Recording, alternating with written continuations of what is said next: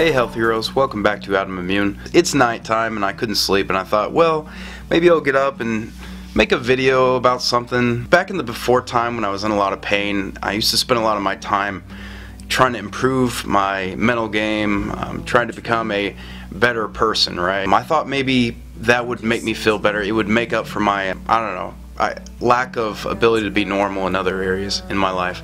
Anyway, I like to make lists. I make lists all the time. I'm kind of obsessed with it. Sometimes I jot down things and I just kind of detail them. And anyway, that's what I did. I found a piece of paper from years ago and I thought, hey, maybe I'll make a video about it. And this sounds like I've got a huge ego, like, oh, I know how to be a better person. No, these are just tips that have kind of helped me. We're always looking for that instant fix, right? And usually that's not the case. There's no real pill to help you, but there's some mental things that you can do for yourself that really will help. So again, hopefully this is helpful to you. To see the truth around you. Number one, external reminders. A good thing you can do is to keep things around you that remind you of your goals, positive affirmations, things that you want to think of throughout the day. So a lot of people, they get post-it notes and they write, hey, it's a great day, it's a good day, I am okay, I am doing well, or whatever it is.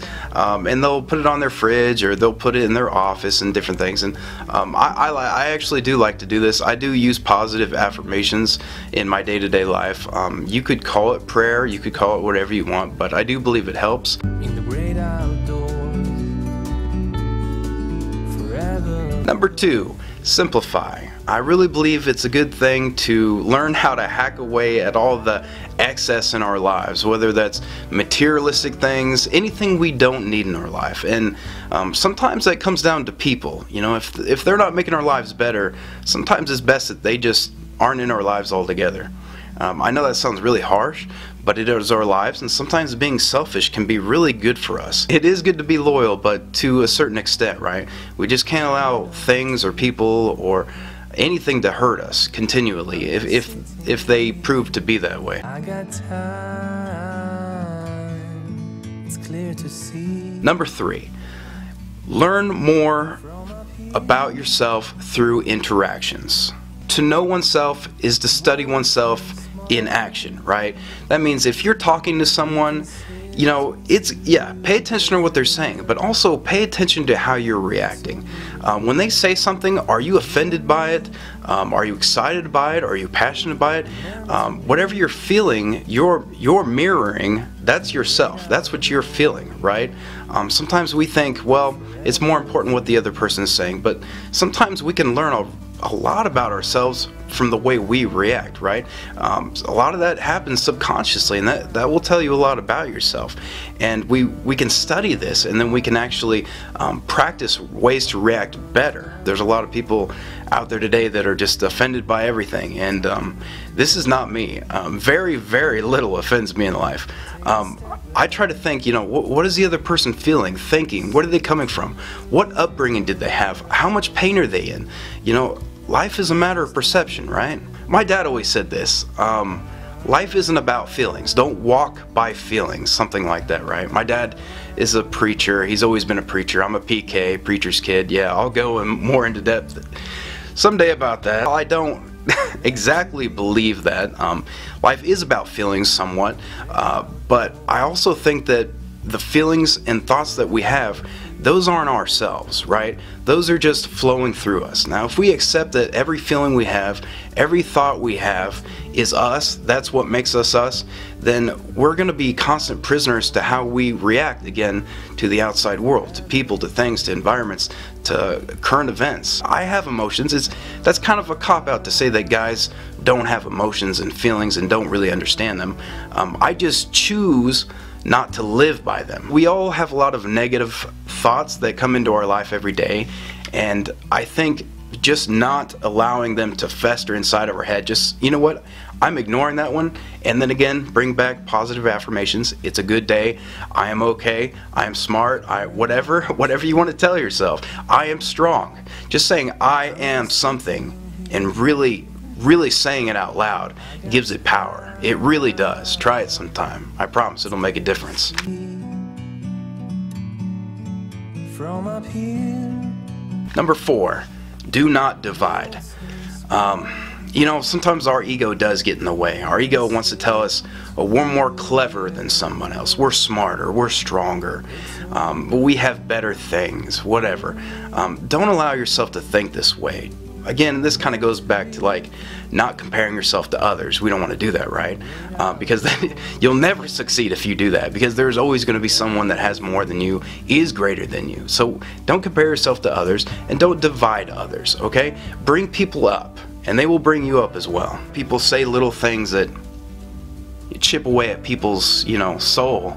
A lot of us take words to heart because that's a lot about, sometimes that's all we have. Our words are so powerful. I think it's important to choose them wisely. And again, you know, like you tell children, if you don't have anything good to say, don't say anything at all. From a distance you can tell. Number 5, avoid dependency or validation from others. You will always be a slave to others as long as you care what they think. It is way more important what you think. No one is ever going to live up to someone else's perfect expectations in this world. My idea of perfection is going to be completely different than someone else's, right? It can be construed a lot of different ways, just, you know, depending how you grew up, you're nurtured, what your beliefs, your education as well. Showing off is a fool's idea of glory. You know, people are flexing everywhere, showing off everything, because they care what other people think.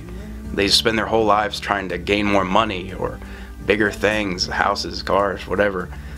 No one cares. It's more important to spend that time, precious time, very valuable time, with people that matter, the people that care about you, and you will be able to tell the difference. People that stick around when you have nothing, when you're suffering and in pain. Those are the kind of people you should invest in. It took me a long time to get over what people thought about me.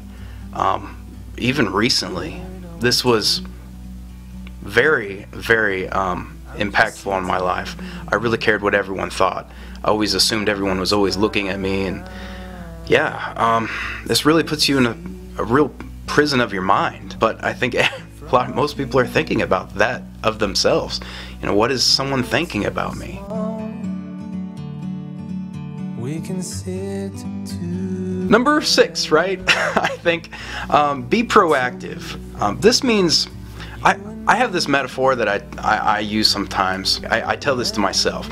Be the main character in your own story. You read books, really terrible amateur written books, where there's a main villain and he's pretty much the main guy, and everyone else in the story is just reacting to what he's doing. The main character's not making decisions, not being active. No. That's not what a main character should be, and that doesn't make a good book either. I'm just saying, decide what you're gonna do in life. You know, you're not gonna magically stumble around in life and say, oh, I accidentally found myself. That just doesn't happen, all right? You create yourself. Who we are mainly is what we decide to be.